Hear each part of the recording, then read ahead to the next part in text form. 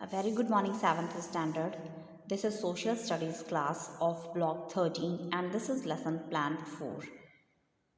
The name of the block is India's government. So get ready with your content book and notebook along with the stationery so that we can start our lesson plan. So get ready for it. First of all, we will see what had we learned. We had or this block has covered the purpose of a constitution, the historical process of drafting of the national Indian constitution, and the preamble to the Indian constitution. You may struggle to understand the significance of the features of preamble to the Indian constitution. Now, tell me, according to your prior knowledge, I am going to ask few of the questions. What are some of the features of the Constitution? The Indian Constitution came into force on 26 January 1950. It was drafted by a drafting committee headed by Dr. B.R. Ambedkar. The Indian Constitution is the longest written constitution of the world.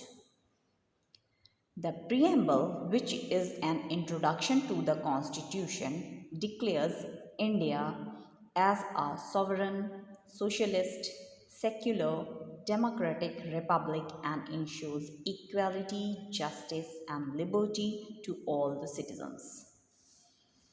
Got it? Now, today we will learn about the significance of the features of preamble given in the Indian Constitution. Now, for that, you need to review the section significance of the preamble. You can pause the video here, read the section so that we can discuss more on it. I hope you had done it. Now tell me, what is the preamble? The preamble is the introduction to the Constitution. It states what we Indians believe in, and it also tells our national goals and describe the nature of our government. It also tells us what we Indians believe in and what we aspire to achieve. Why does the preamble begin with the "we the people"? The opening lines of the preamble state that the Constitution is made by and for the people of India.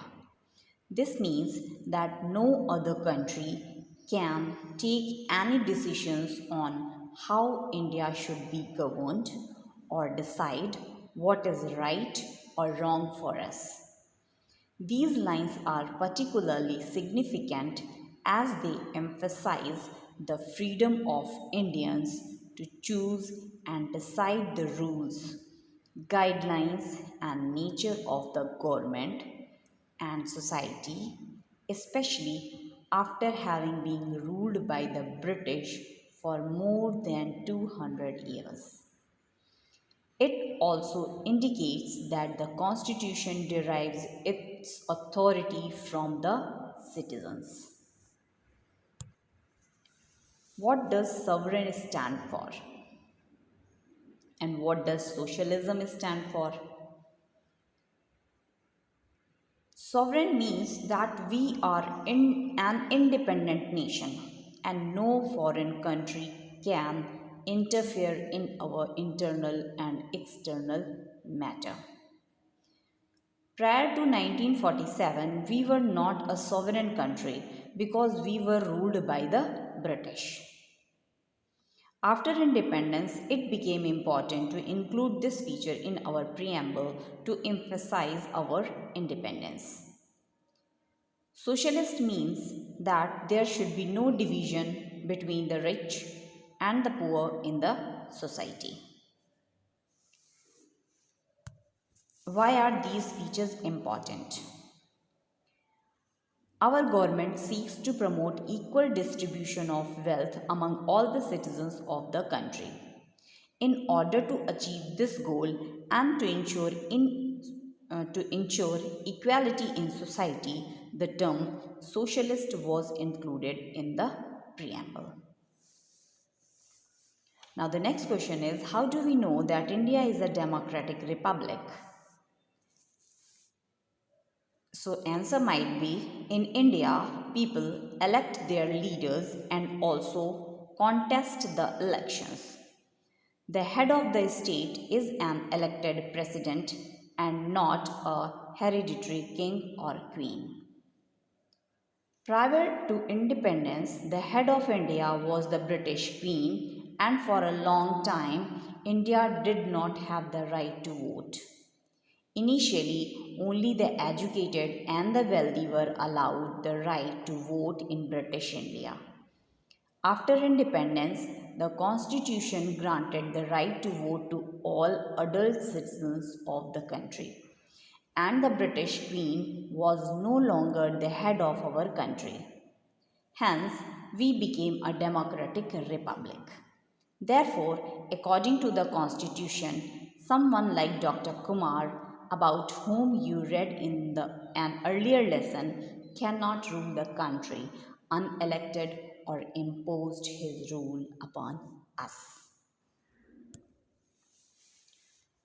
What do the term liberty and equality mean? And why is it important to have equality in society? Liberty means freedom or rights that all Indians must be entitled to. Rights are meaningless if they are not given to everyone, irrespective of caste, religion, or gender. Therefore, it is important that everyone is treated equally in society so that everyone is entitled to equal rights. If there is no equality in society, some people will have more privilege than others, and this will create division in the society. For example, if the constitution grants equal status to all people belonging to so-called lower caste cannot be discriminated against by those belonging to so-called higher castes. What does justice mean? Justice means giving a fair treatment to everyone and treating everyone equally before the law. Why is justice necessary in society? Having justice in society would mean that nobody is discriminated against by law. For example, if there is justice in society, everyone, rich or poor, will face the same punishment for violating the laws. Got it? I hope you understood it. Now, after reading the lesson plan one more time, you will complete my learning chart in the content book, and in notebook you will complete the block including your practice and additional questions. Thank you and have a nice day.